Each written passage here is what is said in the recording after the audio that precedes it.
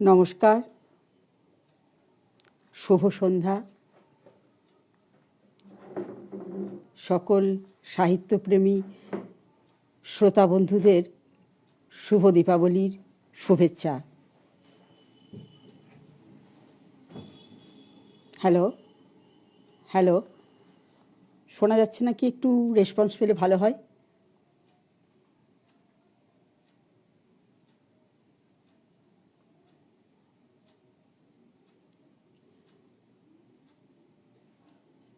একটু রেসপন্স পেলে ভালো হয়। শোনা যাচ্ছে কি না?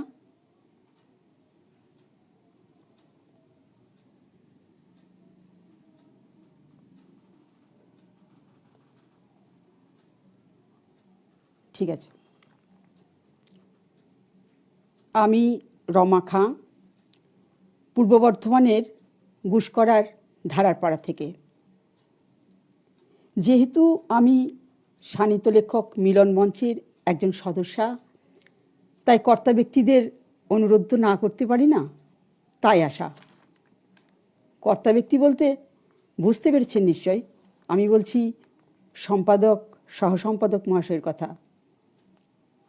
ওনাদের এবং এই সাহিত্য লেখক মিলন মঞ্চ পরিবারের সকলকে, এবং এই মুহূর্তে আমার সঙ্গে যারা রয়েছেন তাদের সকলকে আমার শ্রদ্ধা, ভালোবাসা।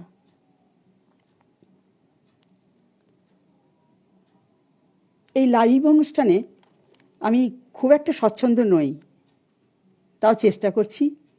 ভুল ত্রুটি হলে মার্জনা করবেন। আর সকলের মতো আমার পরিচয় দেওয়ার মতো তেমন কিছু নেই, তবে ভালোবাসি সাহিত্য সংস্কৃতি, তাই এই পথে। ভালোবাসি কবিতা, গান, গল্প, উপন্যাস, এই সূত্রেই অল্প বিস্তর লেখালেখি আর কি। এই লেখালেখির আলোচনাতেই বলি,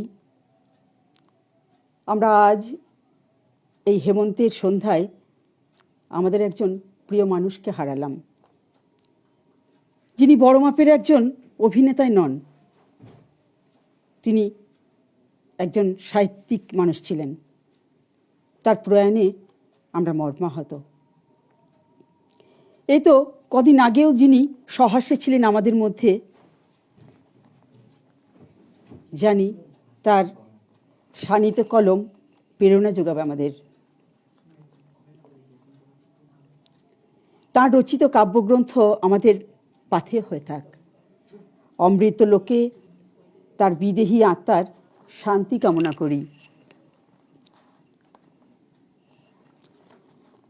কিছুদিন আগেও আমরা আমাদের পরিবারের আর একজনকে হারালাম।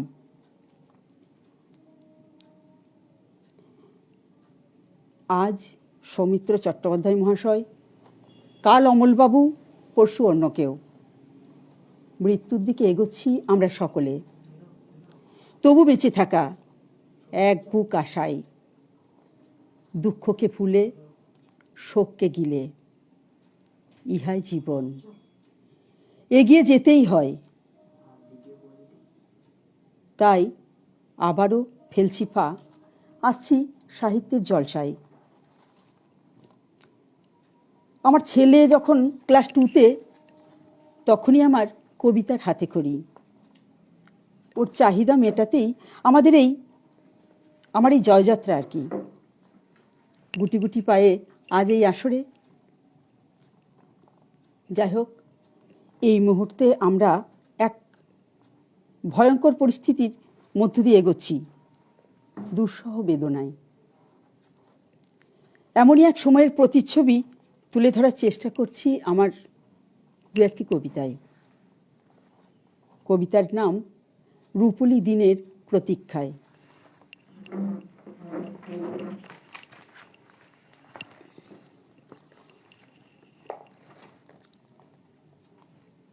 দিনগুলো বড় ভারী মনে হয়, বিষণ্ণ বিকেলে এগোতেই চাই না সময়ের ঘড়ি। চারদিকে লকডাউন, বন্ধ উড়ান রেল, বন্ধ ট্রাম বাস দোকানপাট, বন্ধ সীমান্ত প্রদেশ, বন্ধ আরো কত কি। কতদিন দেখিনি বনগা লোকালের সেই ভিড়ে ঠাসা গিজগিজে কামরাগুলো। নেই ব্যস্ত সন্ত্রস্ত পায়ের হুড়োহুড়ি। স্টেশন চত্বর জুড়ে আছে গুটিকতক সারমেয়র নিরুত্তাপ শরীর। শূন্য দেবালয়, শূন্য খেলার মাঠ, শূন্য বইপাড়া।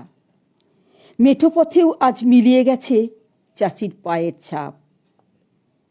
মুখ ভারী, গালে হাত, খেলার সাথী ছেড়ে খুকু বন্দি আজ ঘরে। খোলা শুধু মনের গবাক্ষ পথটা, যেখানে নিয়ত চলছে কাঁটাছেঁড়া। টিভি স্ক্রিনে ভেসে ওঠা ছবিগুলো মনে হয় এক একটি অশরীরী আত্মা। বুঝি অসাবধানতায় হামলে পড়বে এই অদৃশ্য দানব। দিন গড়িয়ে নামে সন্ধ্যা। চারদিকে শুধুই ভয়, উদ্বেগ আর এক রাশ ক্ষোভ।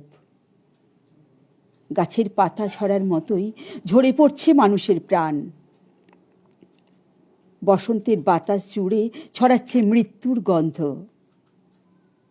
বুকের ব্যথাটা যেন কাতরে কাতরে উঠছে, হচ্ছে তীব্র থেকে তীব্রতর। দহন সারা শরীর জুড়ে। চোখ হারিয়েছে রাত্রির নিশ্চিন্ত ঘুম।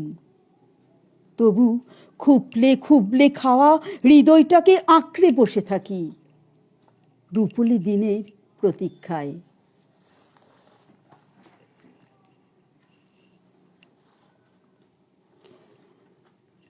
হ্যাঁ, আমি দেখতে পাচ্ছি আমায় উৎসাহিত করতে, আমার সঙ্গ দিতে অনেকে হাজির হয়েছেন। সত্যি বড় ভালো লাগছে গো আপনাদের এই সঙ্গদান। সঙ্গে থাকুন। যাই হোক, এই আবহে আমার আরেকটি কবিতা শ্রমজীবীদের নিয়ে।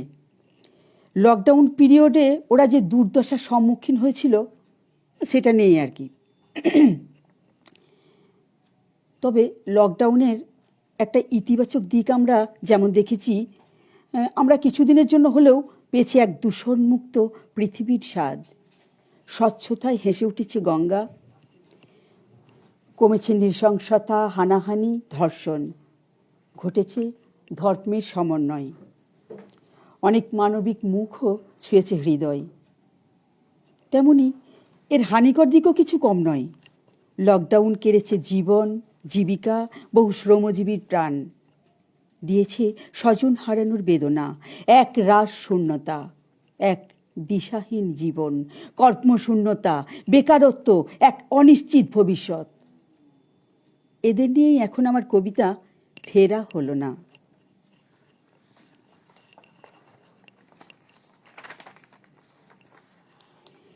অস্তমিত সূর্যের ন্যায় থেমে গেল ওরা, চলার হলো শেষ, ওদের আর ফেরা হলো না নীরে। পথই ছিনিয়ে নিল মায়ের কোল থেকে নিঃশব্দে, পাঠালো চিরশান্তি, চির ঘুমের দেশে। পেটের টানে একদিন ঘর ছেড়ে ভিন রাজ্যে দিয়েছিল পাড়ি, রুজি রোজগারের আশায় সন্তানের মুখে দুমুঠো অন্ন তুলে দিতে। করোনা কেড়ে নিল ওদের সব কিছু। তারুণ্যের জোয়ারে পা দুটোকে সম্বল করে ফিরছিল ওরা, মাটির টানে, নাড়ির টানে। কারো পিঠে রেখে দুধের শিশু, কারো বা বোচকা বুচকি। মরু অভিযানের মতোই ঝুঁকি নিয়ে দুঃসহ এই হেঁটে ফেরা। অর্থাহার অনাহারেও সম্বল ছিল মরা মনের কিছু বাসনা, ঘরে ফেরার তাগিদ। কাল সেই আশার কবরে দিল মাটি। মৃতের বিরামহীন মিছিলে স্বজন হারানোর বেদনায় ভারী হয়ে ওঠে বাতাস। বাঁচার ইচ্ছেটুকু হতে থাকে ক্ষীণ থেকে ক্ষীণতর। নিভন্ত পথিকের জীবন হয়ে যায় অচল পয়সার মতোই মূল্যহীন। এমনটা তো হওয়ার ছিল না। হয়তো কিছু অপরিণত ভুল সিদ্ধান্তই ওদের ঠেলে দিল নিয়তির এই কাঠ গড়াই। আঁকড়ে ধরা মাটি ঝরে যায় নিঃশব্দে, ভিজে ওঠে ভারত মাতার চোখের কোল।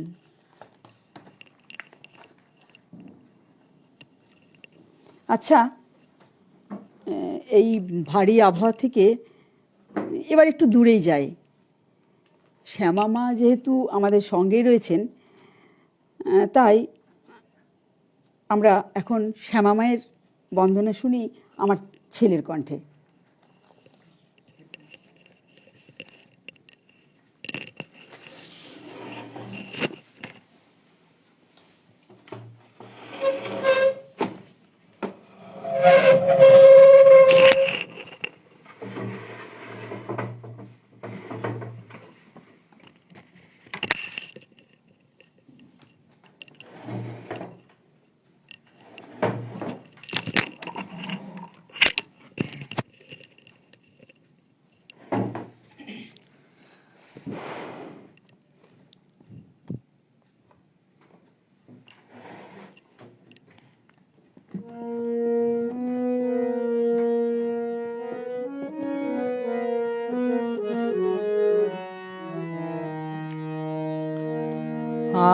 আশার আশা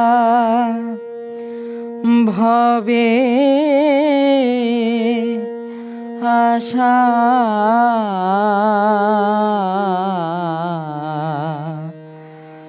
আশা মাত্র হলো যেমন চিত্রের পত্রেতে পড়ে ভ্রমরে ভুলে রইলো আশার আশা ভবে আশা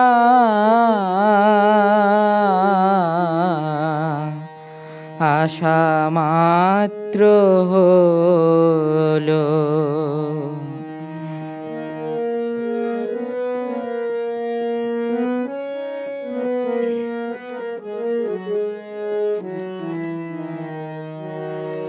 নিম খাওয়ালে চিনি বলে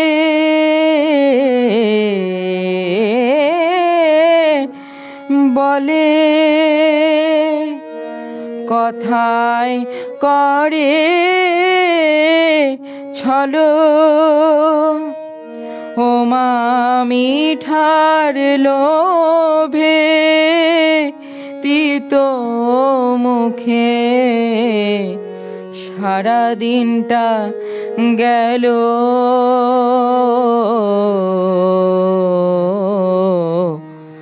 আশা মাত্র হলো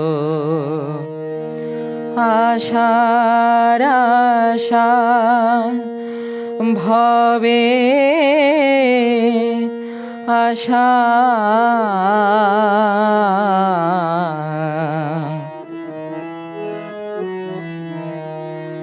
খেলবি বলে ফাঁকি দিয়ে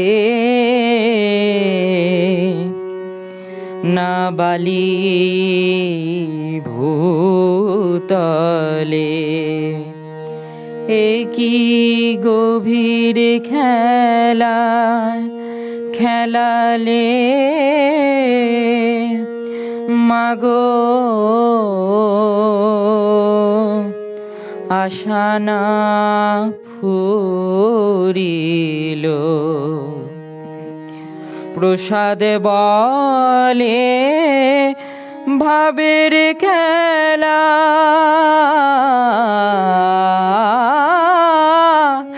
খেলায় যাহাবার তা হলো এখন সন্ধ্যা বেলায় কোলের ছেলে ঘরে নিয়ে চলো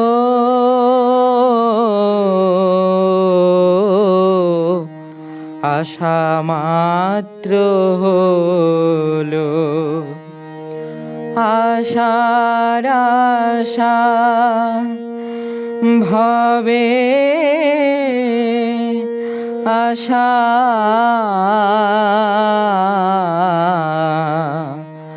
আশা মাত্র হলো। নমস্কার।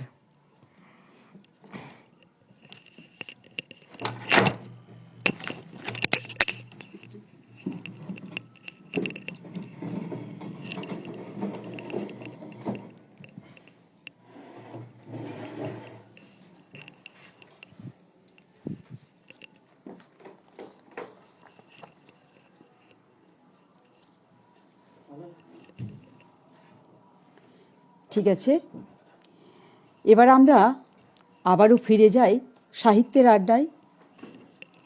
এবার আমি পৌরাণিক কাহিনীর উপর আমার একটা কবিতা শোনাই, যার প্রেক্ষাপটটা আমি একটুখানি বলি। যেহেতু আমিও তো এক মা, তাই এক সন্তানহারা মাতার যন্ত্রণা আকুতি হৃদয়ঙ্গম করে যতটুকু পেরেছি তুলে ধরার চেষ্টা করেছি এই কবিতায়। কবিতার নাম জননী গান্ধারী।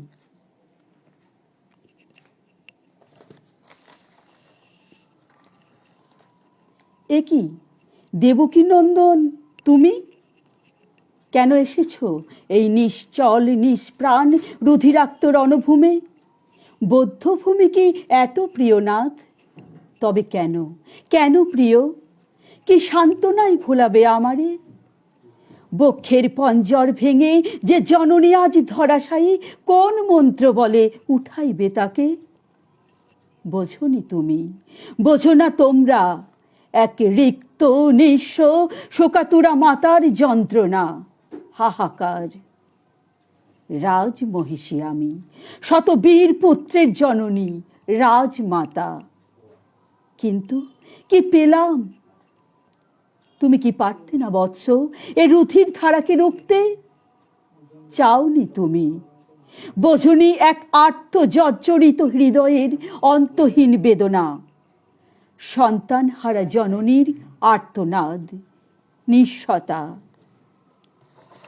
আজীবন শিবের পূজারী আমি, ধর্মনিষ্ঠা আমার মজ্জাগত।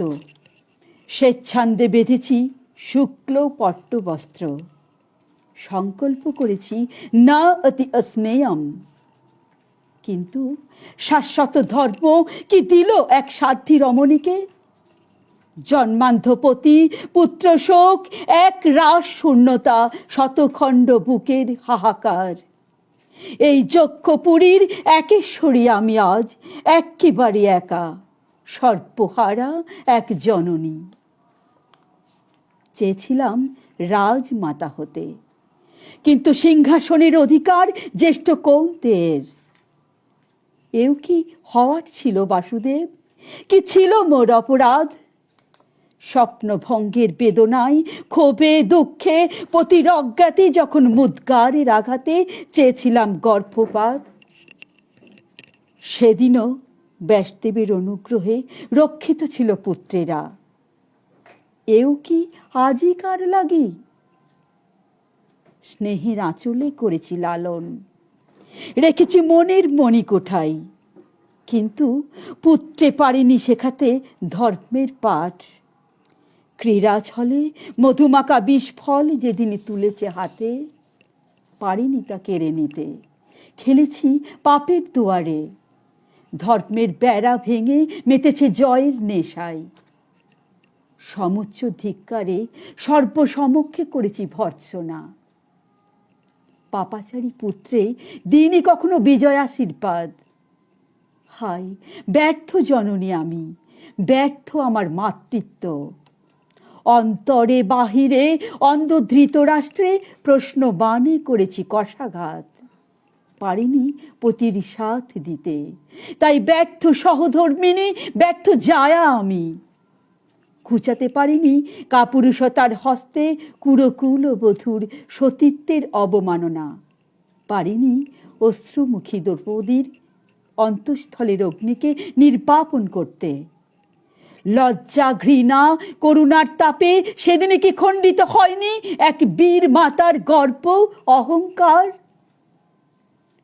পুরুষ লালিত সমাজ, পালিত শাসন, এই বিশ্ব সংসার এক নারী, এক পত্নী, এক ত্রস্ত অসহায় জননীর আকুতিকে ছুঁড়ে মেরেছে হেলায়।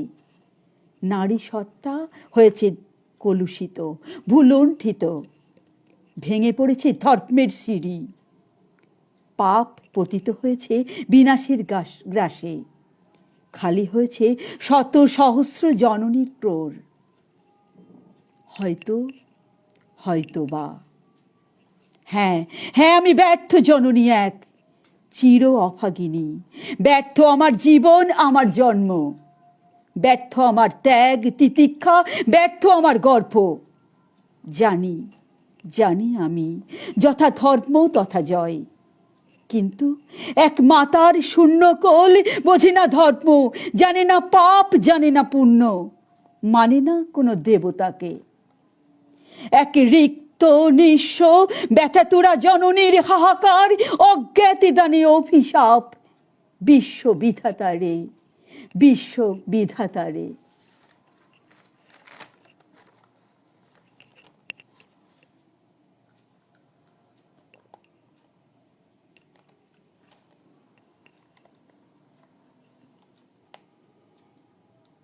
হ্যাঁ, আমার সাহিত্য সাথীদের অনেক অনেক ভালো লাগা আমার সঙ্গে রয়েছে দেখছি, ভালো লাগছে। আচ্ছা, এবার আমি আসব একটা অন্য স্বাদের কবিতায়। এটি একটি আঞ্চলিক কবিতা। বর্ণ বৈষম্য কিভাবে ঘুণ পোকার মতো নিত্যদিন কেটে চলেছে সমাজকে, এমনই দুটি ক্ষত বিক্ষত রক্তাক্ত হৃদয়ের পরিণতির প্রতিচ্ছবি ফুটে উঠেছে আমার এই কবিতায়। কবিতার নাম বলি।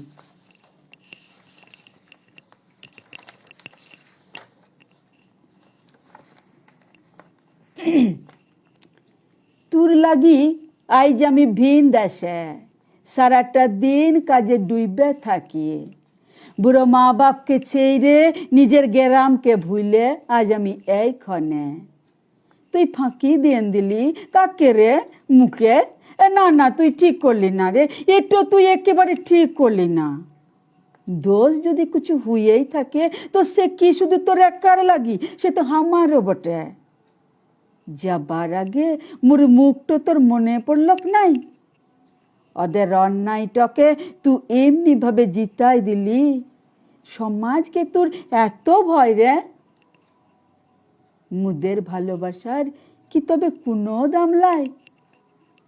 মুই ছোট জাতের বিটি বলে কত স্বপ্ন ছিল তোর সাথে ঘর বাঁধব, মুদের একটা ছোট বাড়ি হবে, আর কত কি সব শেষ হয়ে গেল। ওরাই সব কেড়ে নিল তোকে মুর থেকে। তোর মনটাকে ভেঙে চুইরে একেবারে জ্বালাই দিল। রাগে দুঃখে তুই বেছে নিলি ওই শেষের পথটা। দাও দাও করে জ্বলছিল তোর চিতাটা। মোর চোখের পাতাটা লড়ে নাই, আসে নাই জল, যেন পাথর রেখে গেছে মোর পরাণটাতে কেউ। মুখে কথা নাই, সুচিয়ে এলো গেল, কোনো হুঁশ নাই রে, কোনো হুঁশ নাই। এমনি করে একদিন বেঁকে গেল মোর পথটা, মোর জীবনটাই।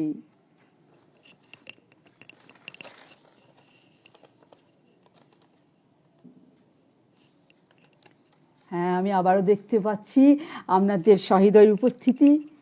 সঙ্গে থাকুন।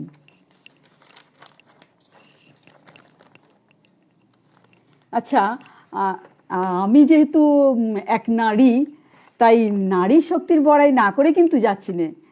তাই এখন আমার প্রবন্ধ শক্তিরূপিণী নারী।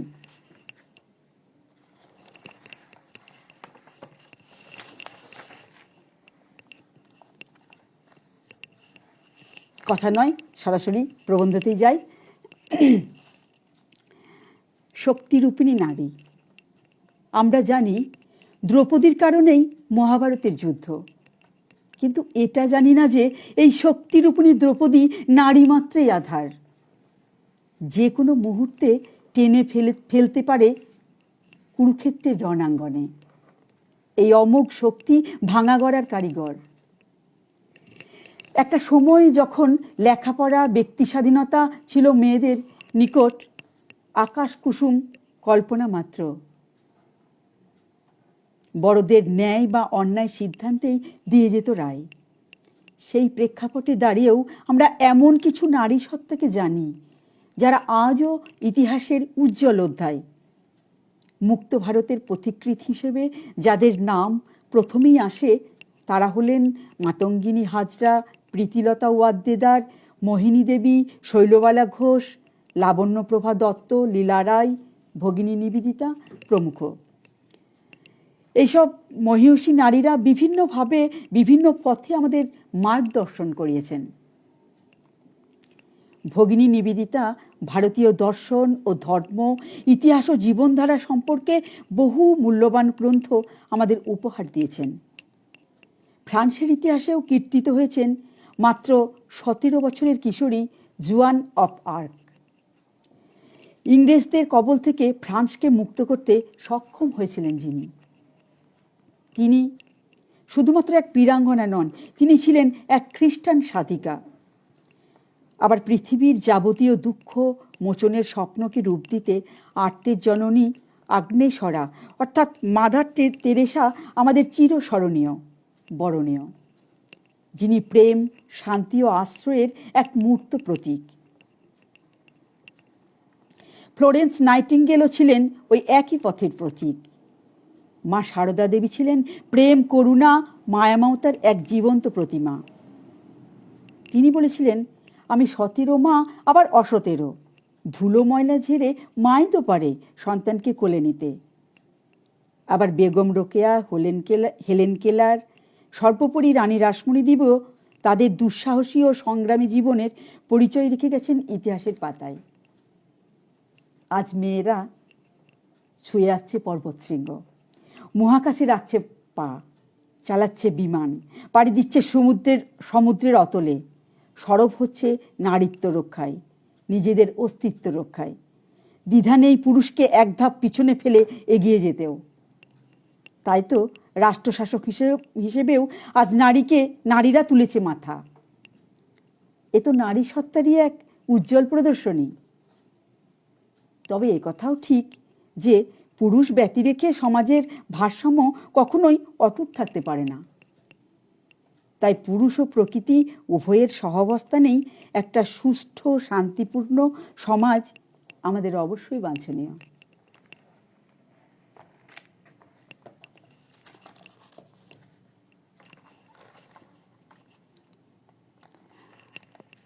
এখনো অনেকটাই সময়, তাই আমি পড়ব আমার দু একটা চিরন্তন ভালোবাসার কবিতা।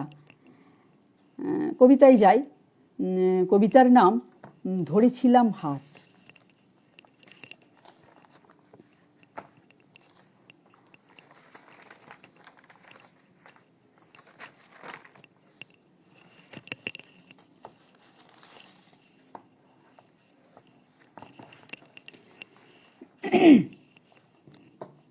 হৃদয় ছুঁয়েছিলাম তোমার আমি, ছুঁয়েছিলাম তোমার অসীম গহন।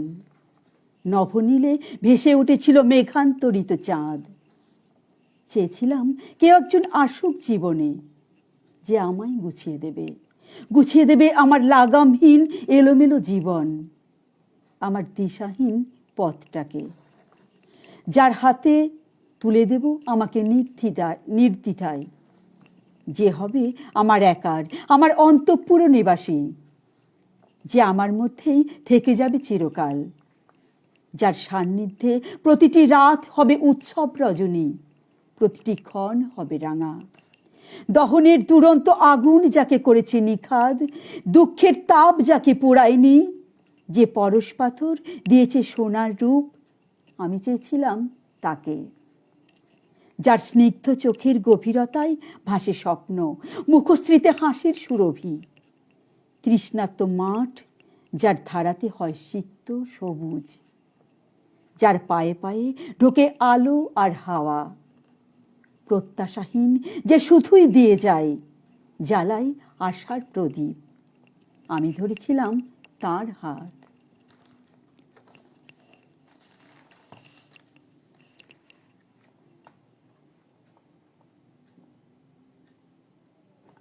ভালো লাগছে, দেখছি অনেকেই অনেক মন্তব্য করছেন, আমারও খুব ভালো লাগছে। সঙ্গে থাকুন। ঠিক আছে, পরের কবিতায় যাই। পরের কবিতাও আমার এই ভালোবাসার উপরেই। পরের কবিতার নাম স্বপ্নের তরণী।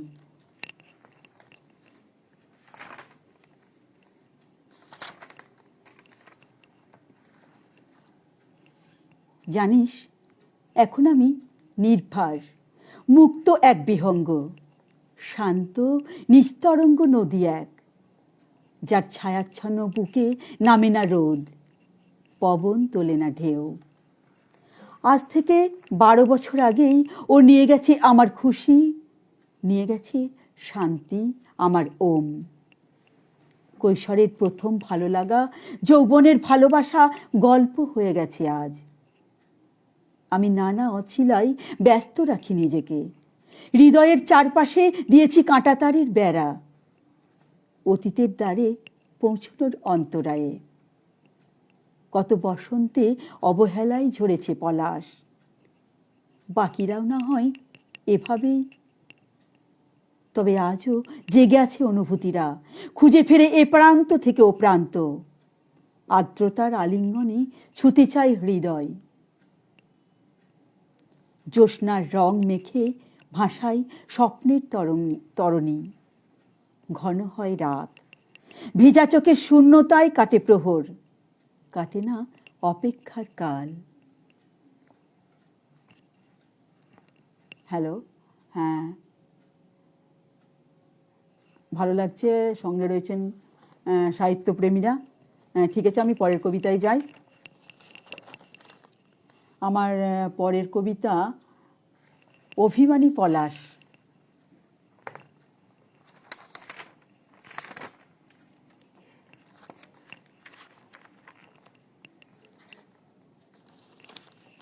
এক মিনিট, একটু দেখে নিই।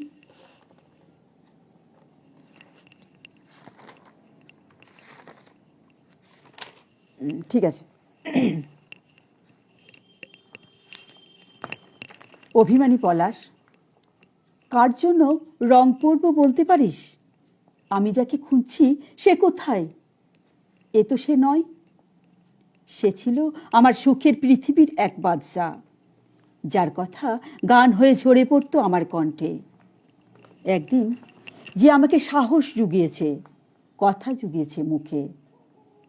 আমার মন খারাপে যার জন্ম, সে ছিল আমার ছায়াপথের নিঃসঙ্গ যাত্রী।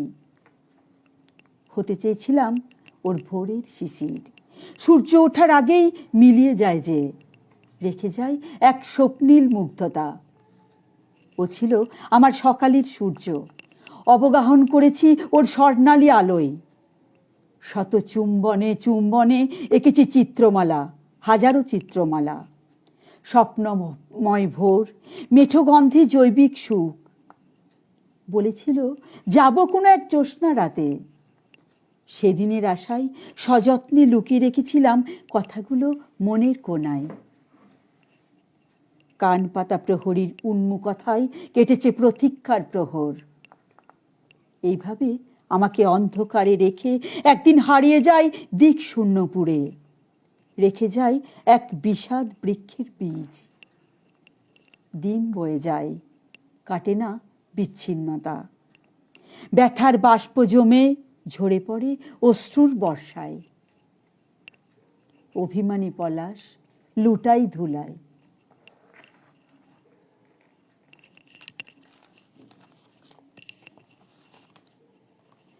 আচ্ছা, আমি আরও একবার যাব পৌরাণিক কাহিনীতেই।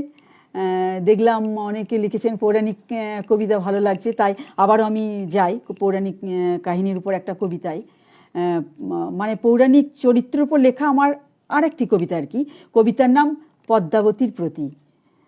বীরভূমের কেন্দুলি গ্রামের সাধক কবি জয়দেব পদ্মাবতীর কাহিনী তো সকলেরই অবগত। এই কাহিনীর উপর এক নূতন ভাবনায় মানে এক নতুন আঙ্গিকে আমি কিছু লেখার চেষ্টা করেছি। জানি না কতটা ভালো লাগা আপনাদের উপহার দিতে পারবো। কবিতায় যাই। কবিতার নাম পদ্মাবতীর প্রতি।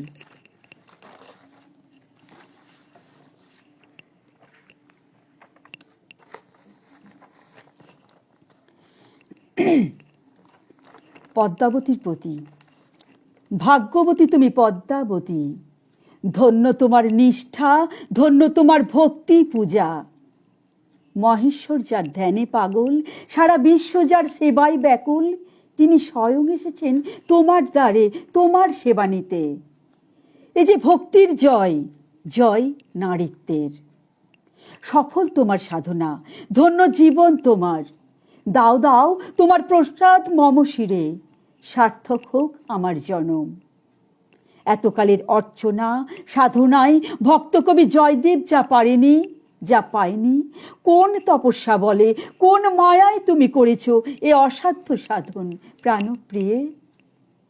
তবে এক জিজ্ঞাসার উত্তরের অপেক্ষায় উদ্বেলিত আমার হৃদয়। মনোভার আমায় করেছে বিধুর।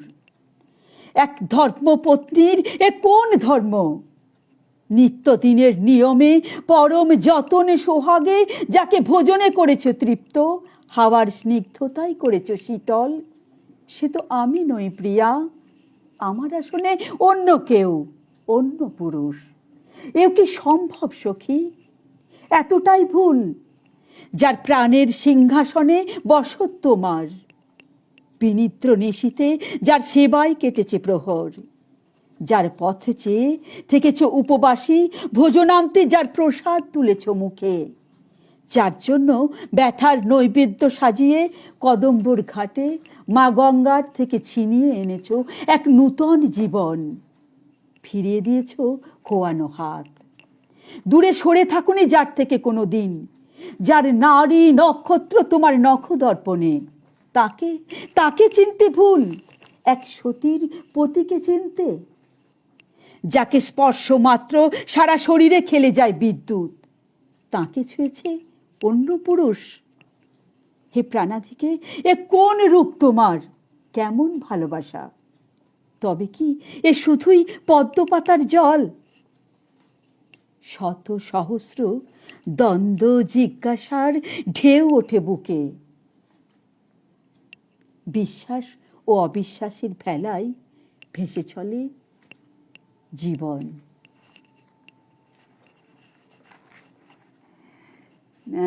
বিশ্বজিৎ বাবু লিখেছেন, সম্ভব হলে ছেলের সঙ্গে মায়ের গান।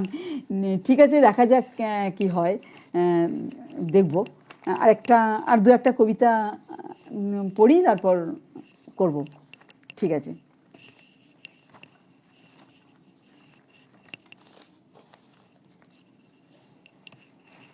এখনো হাতে সময় রয়েছে, তাই এবার আমি আর একটা কবিতা পড়ি। কবিতার নাম ভালো কি থাকা যায়।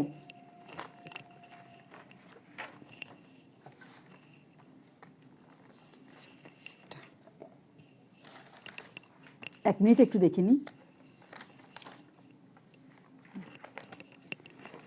ভালো কি থাকা যায় যখন দেখি বৃদ্ধাশ্রমে মা শেষের সেদিনের অপেক্ষায়। খোলা রাস্তায় বন্দুকের গুলিতে লাল রক্তে হোলি খেলা হয়, দাঁড়িয়েই দেখতে হয়। অন্যাভাবে মা যখন তার সন্তানকে তুলে দেয় অন্যের হাতে, বুকের সেই নীরব রক্তক্ষরণ কি ভালো থাকার? কনকনে শীতের রাতে ফুটপাত গুমড়ে ওঠে বোবা কান্নায়। একটু বাঁচার আশায় পিএইচডি ছেলের হাতে আজ সবদায়ী ফর্ম। চাকরির খোঁজে নিখোঁজ কিশোরী, দাম্পত্যে ইগোর লড়াই। ব্যর্থ প্রেমের দিশায় বোতলের চুমুক দেয় কি রাত্রির নিশ্চিন্ত ঘুম? ধনলিপ্সায় এক উঠোনে বড় হওয়া একই মায়ের সন্তান যখন একে অপরের বুকে ছুরি বসায়, সেই মায়ের আর্ত চিৎকার কানে বাজে নাকি? ছেলের গোপন অসামাজিক কিছু কাজকর্ম, বিশ্বাসঘাতকতার চাবুক যখন ক্ষত বিক্ষত করে পিতৃহৃদয়, ভালো থাকা যায়?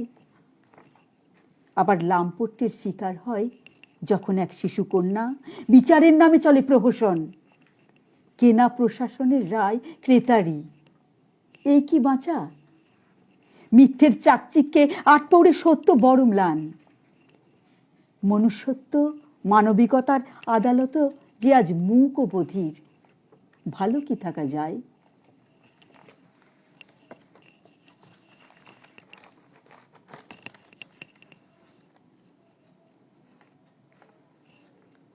ঠিক আছে, আমি এবার এবারে একটা গদ্য কবিতা পড়ব। গদ্য কবিতার নাম ভাঙন।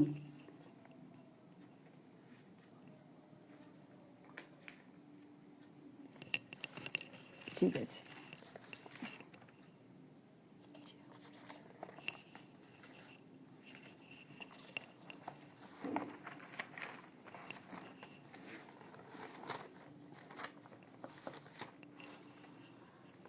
এক মিনিট।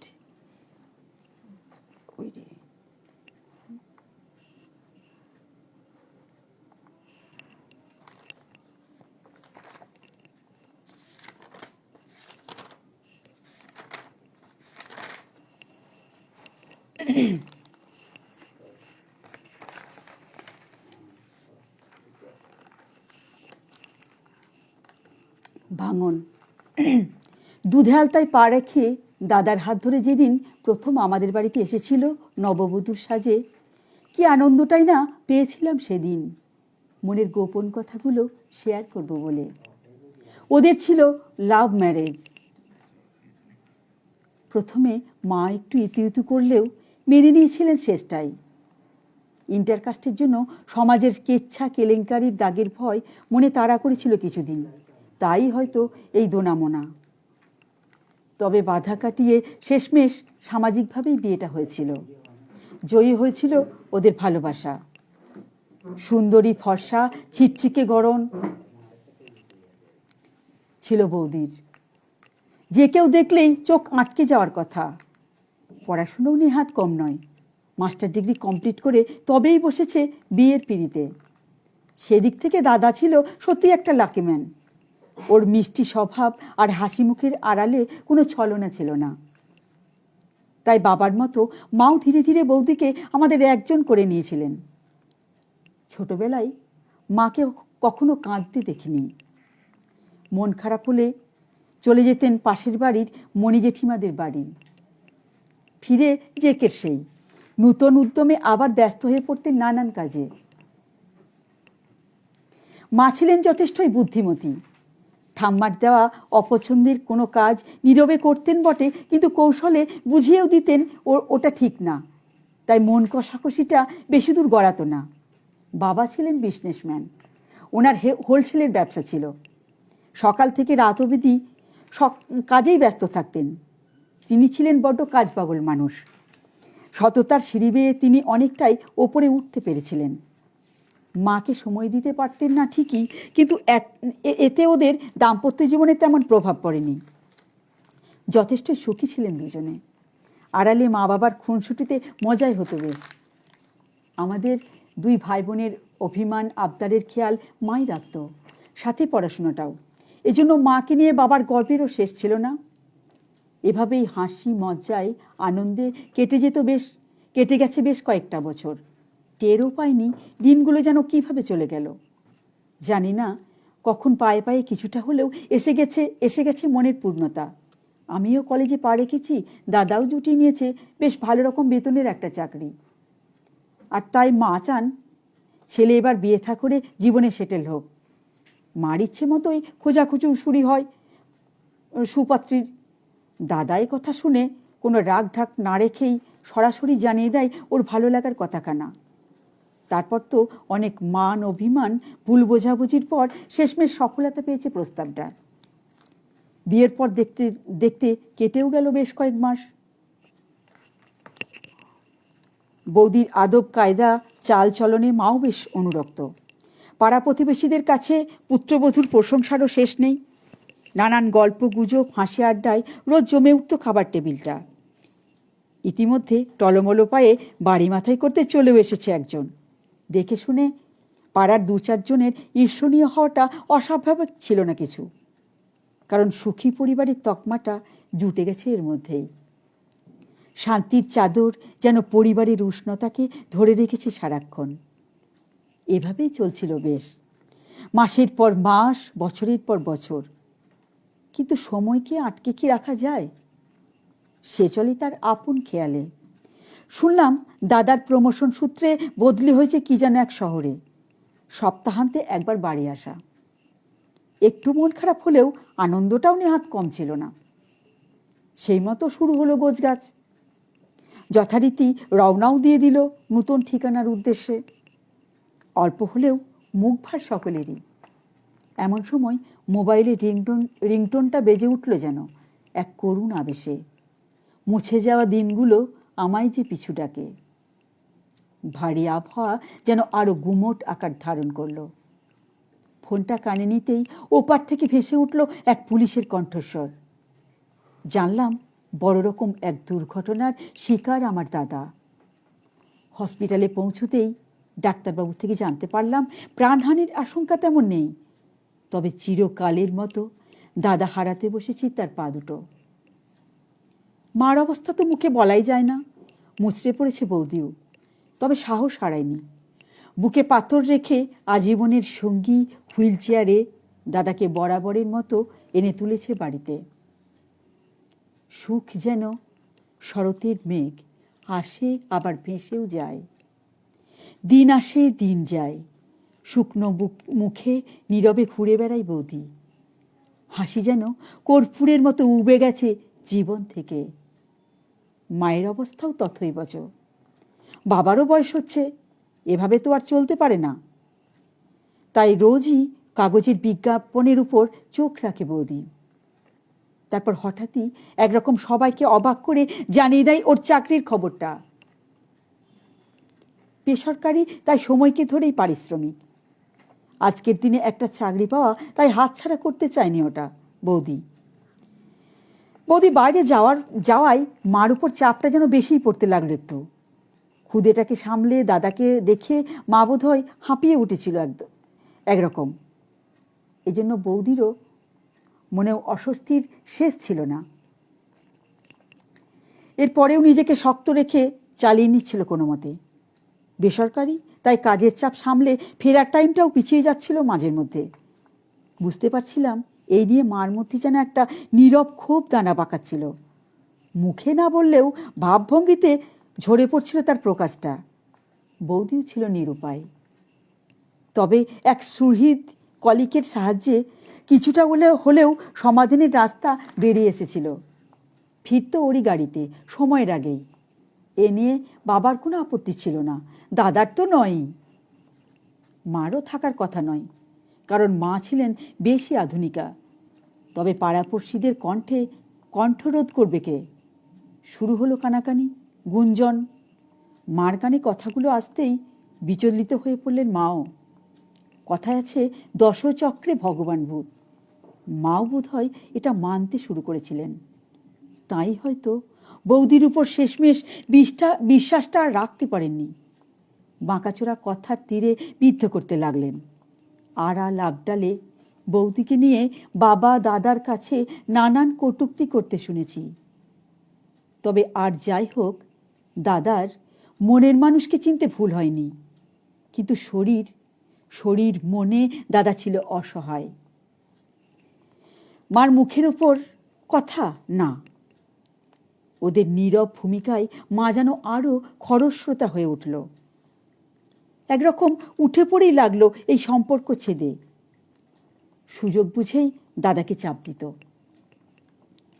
মার এমন রূপ আমি আগে দেখিনি কখনো। এ যেন এক অন্য মা।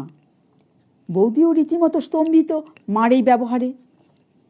গোপনে বৌদিকে চোখের জল ফেলতেই দেখেছি কতবার। তবু নীরবে সয়ে গেছে মার এই অন্যায় আবদার, অভিযোগ। চেষ্টার কোনো ত্রুটি রাখিনি কর্তব্যে। তবে মা একরকম বেঁকেই বসেছিলেন, লক্ষ্য থেকে টলানো যায়নি। সামনের এই উদীয়মান বিন্ধ্য পর্বতকে অতিক্রম করার দুঃসাহস বা মনোবল দুটোই প্রায় খুইয়ে বসেছিল বৌদি। তাই বৌদির শত চেষ্টাতেও ভাঙনটা আর রোখা যায়নি।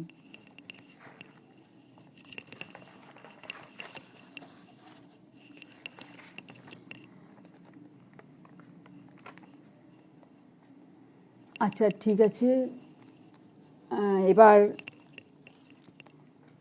গানের অনুরোধ দেখেছি, তাই আমার ছেলের কণ্ঠে একটা শ্যামা মায়েরই গান হোক।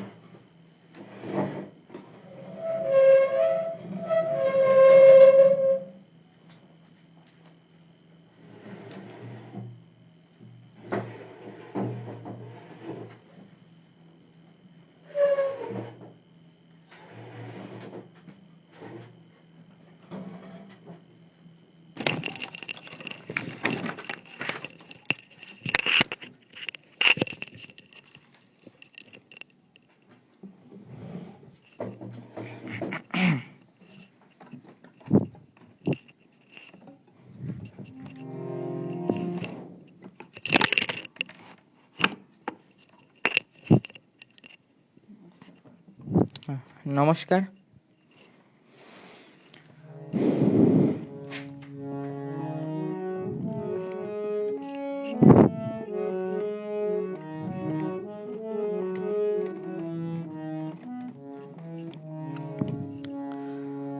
মা গো মা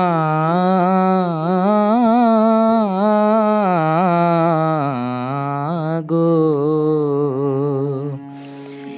সময় তো থাকবে না গো মা,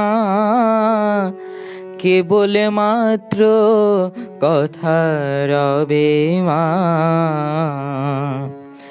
সময় তো থাকবে না গো মা, কেবল মাত্র কথা রবে মা। কথা রবে মা, জগতে কলঙ্ক রবে।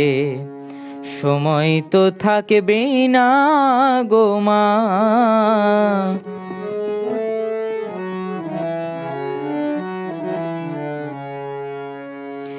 ভালো কি বা মন্দ কালি অবশ্য এক দাইবে। ভালো কি বা মন্দ কালি অবশ্য এক দাইবে। সাগরে যারে বিছানা মা, শিশিরে তারে কি করিবে। শিশিরে তারে কি করিবে মা, জগতে কলঙ্ক রবে। সময় তো থাকবে না গো মা, কেবল মাত্র কথা রবে মা। দুঃখে দুঃখে জড়ো জড়ো আর কত মা দুঃখ দিবি। দুঃখে দুঃখে জড়ো জড়ো আর কত মা দুঃখ দিবি। মা কেবল মাত্র দুর্গা নাম, শ্যামা নামে কলঙ্ক রটিবে। শ্যামা নামে কলঙ্ক রটিবে, জগতে কলঙ্ক রবে। সময় তো থাকবে না গো মা, কেবল মাত্র কথা রবে মা। আর নমস্কার।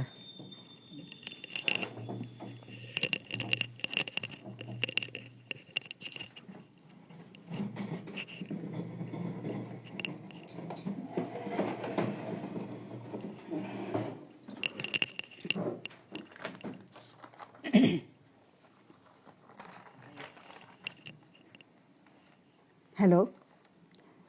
আস্তে আস্তে ঘড়ির কাঁটা কিন্তু ছুঁয়েছে সময়। এবার আমার যাবার পালা। আবার দেখা হবে কোনো এক সন্ধ্যায়। জানি আমার জায়গায় আবার আসবে অন্যজন। এভাবেই সমৃদ্ধ হবে মিলন মঞ্চ, ছড়িয়ে পড়বে দিক দিগন্তে, বিকশিত হবে নূতন নূতন প্রতিভার। ভোরের আলোয় আলোকিত হবে আমাদের মহা মিলনের মঞ্চ। নমস্কার।